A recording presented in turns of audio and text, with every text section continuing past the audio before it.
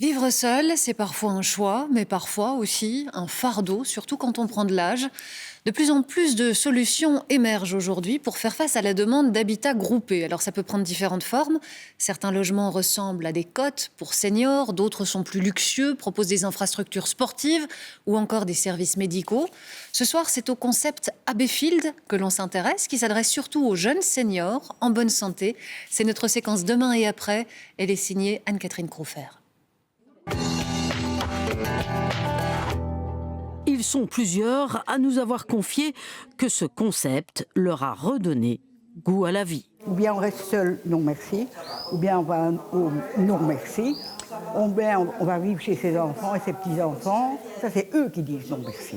Les maisons Abbeyfield sont arrivées en Belgique en 1995. Le principe, des seniors isolés s'installent dans une maison et partagent un espace de vie commun. Nous sommes ici à Perouet, dans le Brabant wallon.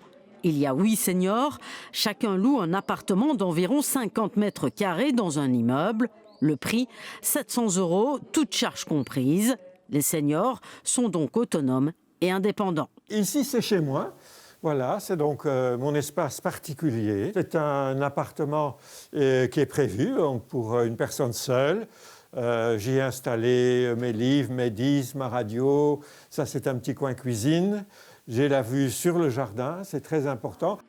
Une fois par semaine, un repas commun doit être partagé. Chacun à son tour, le senior fait les courses et assure le repas. Ici, c'est un binôme. Michel Thérion fait ce que l'on appelle la petite main, mais peu importe, ils se font dans le moule.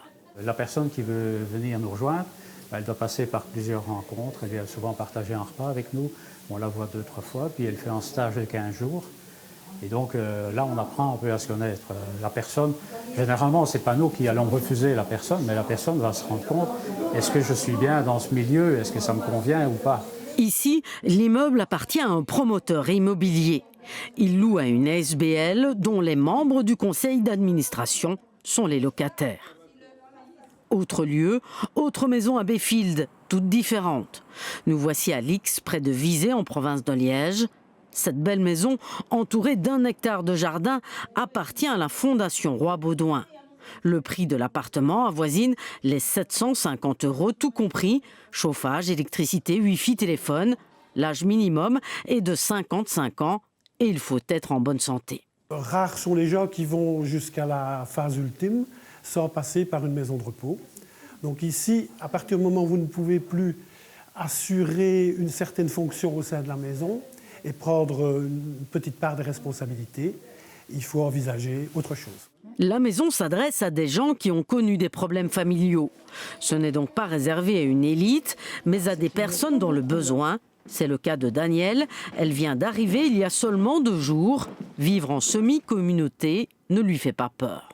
Moi, ça fait 6 ans que je vis la solitude, donc j'ai vu tous les inconvénients et je ne sais pas comment on fait quand on ne s'entend pas, mais je suis prête à faire le maximum parce que je préfère avoir des problèmes de voisinage, de mitoyenneté, de vie en communauté que la solitude, quoi. Là, ça va, j'ai fait le tour, donc maintenant, je peux avoir des problèmes un moment avec les autres. Jackie et son mari sont des anciens restaurateurs. Elle est principalement au fourneau, car elle aime cela. Si elle peut vivre encore 20 ans ici, elle signe à 2 mains. Quand il y a quelqu'un qui a un souci, ici et là, bon, comme on se voit tous les jours, quand il y a quelqu'un qu'on ne voit pas pendant 1 jour ou 2, tiens, on s'inquiète, on va voir ce qui se passe. C'est une sécurité. Aujourd'hui, il existe 5 maisons Abbeyfield en Belgique, 3 en Wallonie et 2 à Bruxelles.